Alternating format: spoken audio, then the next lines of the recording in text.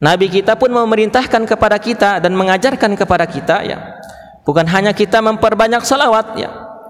Memperbanyak salawat itu juga, ya, sesuatu yang diperintahkan dan baik. Tetapi jangan kita melupakan, ya, hal-hal yang lain, ya. Kan kita pernah mendengar dari guru kita, dari ustadz kita, ya, menyampaikan ada seorang ahlus sufah, ya. Ahlus sufah ini, ya, orang-orang yang tinggal di Masjid Nabawi, ya, yang tidak punya tempat tinggal, tidak punya keluarga, bahkan, ya, harta benda mungkin, ya, sekedar untuk kebutuhan hidup saja. Mereka tinggal di Masjid Nabawi, ya, disebut dengan ahlus sufah. Salah satu ahlus sufah ini yang sangat setia kepada Nabi dan banyak mendampingi Nabi, bahkan menyiapkan kebutuhan-kebutuhan Nabi, yang bernama Rabi'ah bin Ka'ab al-Aslam, ya. Suatu malam beliau menceritakan bermalam di rumah Rasulullah sallallahu alaihi wasallam, menyediakan kebutuhan-kebutuhan Nabi seperti air untuk berwudu, ya, dan kebutuhan-kebutuhan yang lainnya. Saking setianya, ya, Rabi'ah bin Ka'ab al-Aslam radhiyallahu an ini, ya, sehingga membuat Rasulullah sangat menghormatinya, ya.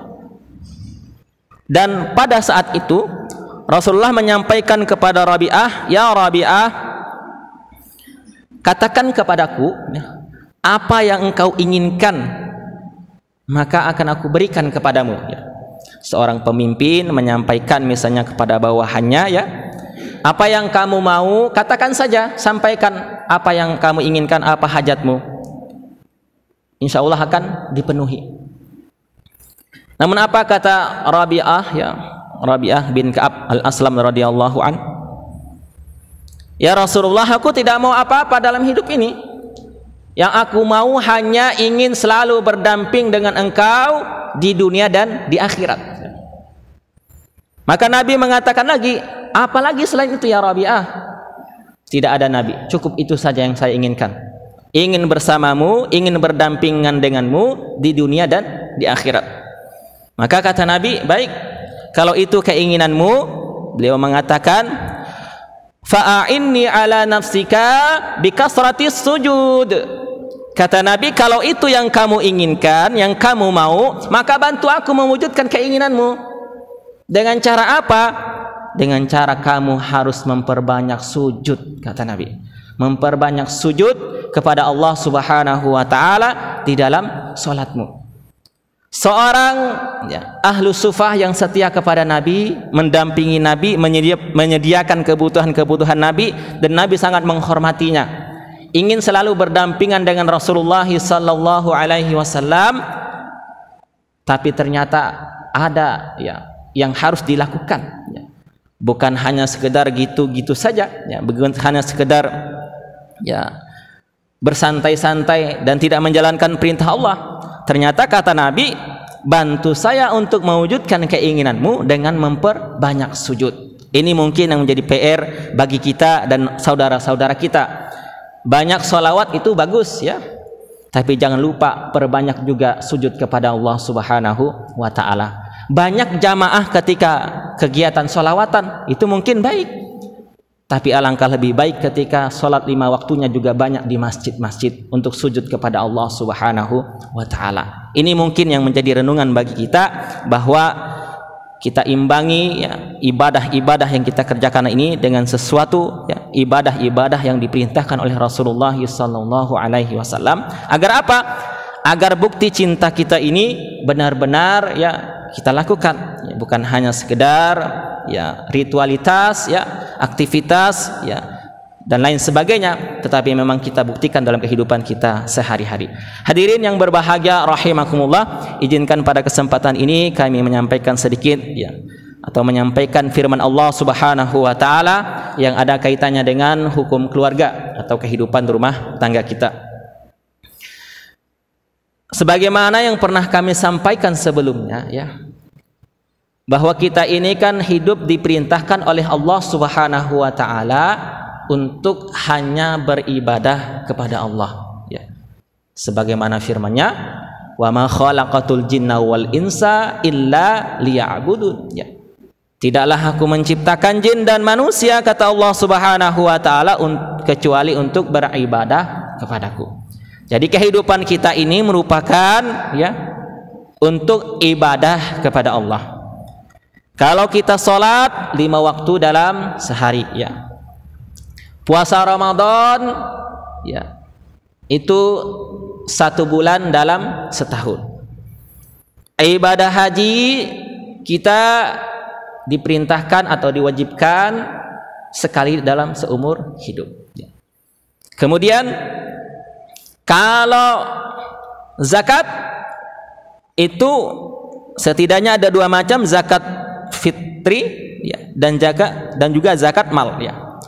Zakat fitri ini sekali dalam setahun ya, pada bulan Ramadan atau akhir bulan Ramadan.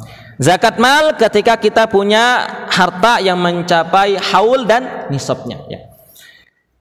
Ini merupakan ibadah-ibadah dan ibadah yang bersifat mahdhah ya. Tapi ada ibadah ghairu mahdhah yang mungkin kita lakukan dalam kehidupan kita sehari-hari yang waktunya lebih panjang daripada itu semua ya. Salah satu ibadah mahdhah ya, bahkan mungkin bisa dalam kondisi tertentu menjadi ya, mohon maaf ghairu mahdhah, dalam kondisi tertentu bisa menjadi ibadah mahdhah ya, yaitu kehidupan kita dalam rumah tangga kita. Kita berkeluarga ini merupakan ibadah, dan ibadah terpanjang kita dalam kehidupan ini ya diantaranya adalah berkeluarga. Kenapa demikian? Ya, kalau kita sholatkan paling berapa waktu di masjid ya, tapi waktu yang banyak kita lewatin adalah di rumah tangga kita, ya, di keluarga kita. Maka salah satu musibah ya, bisa dikatakan musibah di zaman kita sekarang, ketika sebuah keluarga ya membina rumah tangga tetapi jarang bersama ya. Ini mungkin ada ya antara saudara-saudara kita ya. Berkeluarga tetapi tidak bersama ya. Maka tentu ini ya menjadi sesuatu yang ya, bisa jadi menimbulkan sesuatu yang tidak baik dalam menjalani kehidupan rumah tangga tersebut ya. Ada sepasang suami istri karena tugas berpisah, beda tempat kerjaan ya. Bahkan ada yang beda pulau, bahkan ada yang ya beda negara ya, karena kerja di luar negeri. Kemudian ada juga mungkin ya yang suaminya jarang di rumah karena tidak kerasan, tidak betah di rumah, tidak merasa nyaman ya.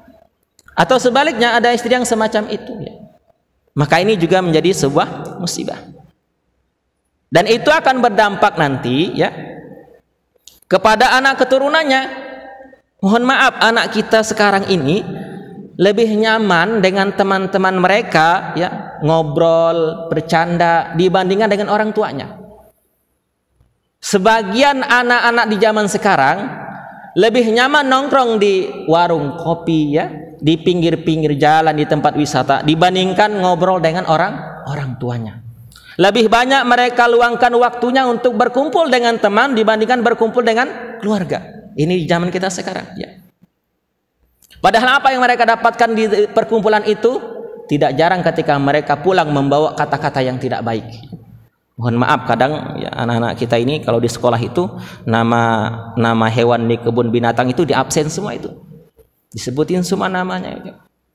Di mana mereka mendapatkan ini? Ya, tidak lain dan tidak bukan karena perkumpulan-kumpulan mereka di luar tadi.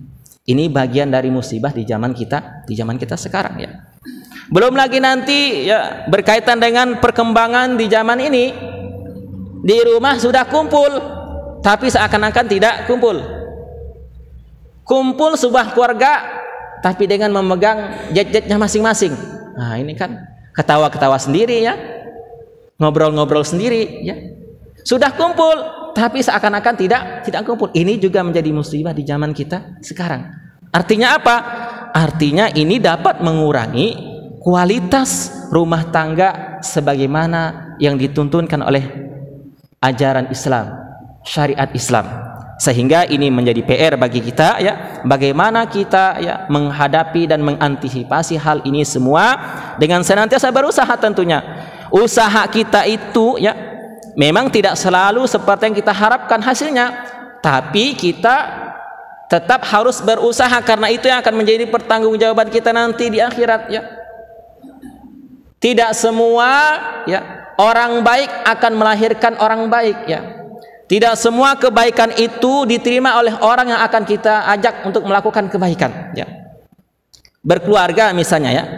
Kenapa Al-Quran mencontohkan di dalam firman Allah Subhanahu wa taala di dalam beberapa surat dan beberapa ayat ada keluarga yang suaminya baik, istrinya baik, kemudian anak-anaknya baik ya. Ada yang suaminya baik bahkan nabi tapi istrinya tidak baik, anaknya pun jadi tidak baik. Ada yang istrinya baik kemudian suaminya tidak baik ya. Ini merupakan gambaran-gambaran dan contoh bagi kita bahwa dalam kehidupan kita itu memang seperti itu. Namun, apakah yang dicontohkan di dalam Al-Quran itu tidak baik karena dibiarkan tidak baik? Tentu saja tidak. Ya. Sebagai contoh, misalnya keluarganya Nabi Nuh dan Nabi Lut, ya, itu kan suaminya baik, tapi istri dan anaknya tidak baik. Apakah Nabi Nuh dan Nabi Lut ini tidak mengajak berbuat baik anak dan istrinya? Mengajak. Ya. Didakwahin, diajak, dibimbing. Tapi yang namanya ya kehidupan ini diatur oleh Allah Subhanahu wa taala. Ini gambaran bagi kita bahwa ya setiap kebaikan yang kita lakukan, yang kita ajarkan itu tidak selalunya ya tidak selalu diterima dan diamalkan oleh orang-orang yang kita ajak untuk berbuat baik. Tapi itulah pertanggungjawaban kita nanti bahwa kita melakukan usaha dan ikhtiar untuk mengajak orang lain berbuat baik.